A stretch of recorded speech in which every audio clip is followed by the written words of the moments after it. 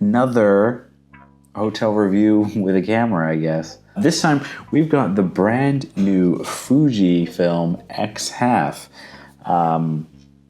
Basically, it's Fuji's digital attempt at what's known as half photography, which is, as the way I understand it, when you would use half of a 35 millimeter film strip to just utilize half of it, so you get two shots on one when getting developed. Could be completely wrong, but that's how it's being kind of explained and marketed. First impressions, it definitely kind of feels toyish. It is very, very small in comparison. This is, an iPhone 16 Max. This is a camera. As you can see, very tiny, very pocketable, which is kind of nice. Makes it easier, I think, to take around. Feels less intimidating than one of those bigger, even like the X100 of Fuji's other kind of street photography camera, much smaller. It is designed to just be this fun-friendly little social media type camera, because you're using kind of the half of the 35 frame. You kind of get this 4x5, I guess 5x4, more socially friendly picture, which will look better ultimately on social media posts. And this definitely kind of feels like a social camera, I guess. It still comes with Fuji's different film, what do they call it? Ingredients, film styles.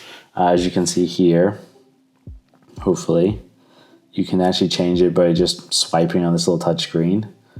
It feels very much like the old film cameras that would have the cartridges, or not cartridge, but your film stock. So you can kind of see it and then change it.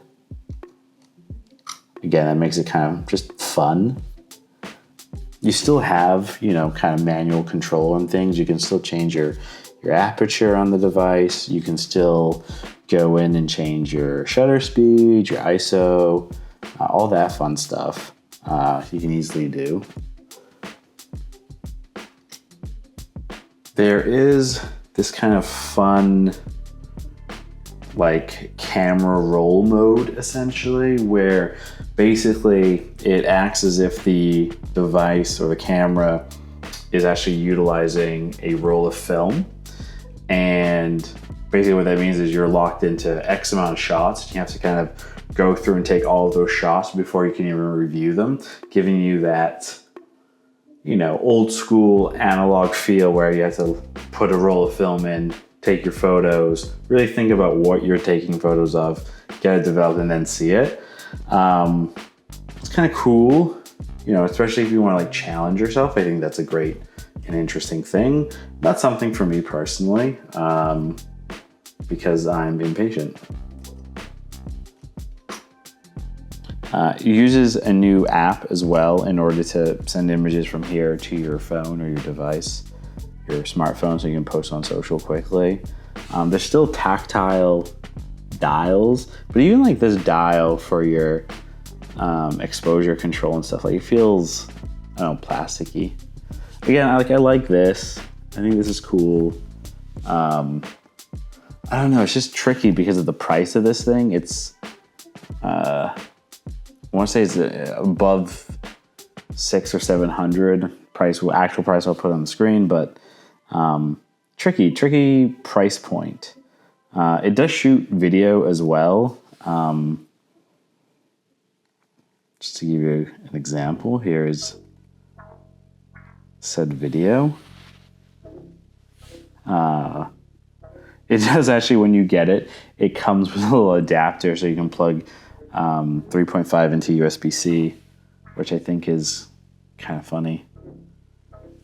Again, they're going for truly, you have a film camera. I think this is probably, besides getting a film camera, this is the closest thing to a digital film camera. But then why not just get a film camera and go through that process? I don't know. I mean, I guess they're, getting actual film costs more, but at the same time, I feel like because you have that higher cost or whatever, you're more likely to... My alarm's going off. I feel like, yes, this may have a higher upfront cost, but if you go with film, like a film camera and film, you have like a reoccurring cost because you're constantly buying film, paying for it to be processed. But then I feel you are going to be more appreciative of the craft than by getting something like this that costs more up front, but then it's still digital and you can still just go, you know? I don't know. I'm just really excited about the form factor, though, as I was kind of running around here and shooting, simple things like, there is no digital eyepiece or anything. Like your one actual screen's this tiny little thing here. Terrible probably in daylight. Simple things that make shooting easier will be tougher on this like small little thing. So I don't know how much I would actually use this in public. But then again, maybe that's the whole point, is because you don't have the tools to make it perfect. You have to get creative and whatnot. I don't know. Either way, Fuji's just pumping out so much cameras and stuff. Everybody's pumping out so much cameras lately, which I think is great because photography is great. Teaches you a lot. Anywho, as always, be sure to like, subscribe, follow along. Lauren, my wife, and I, we travel, and when I'm stuck in hotel rooms, look at cameras to pass the time. I'm stuck in this box. Maybe I've always been in this box. I don't know. Anywho, bye-bye.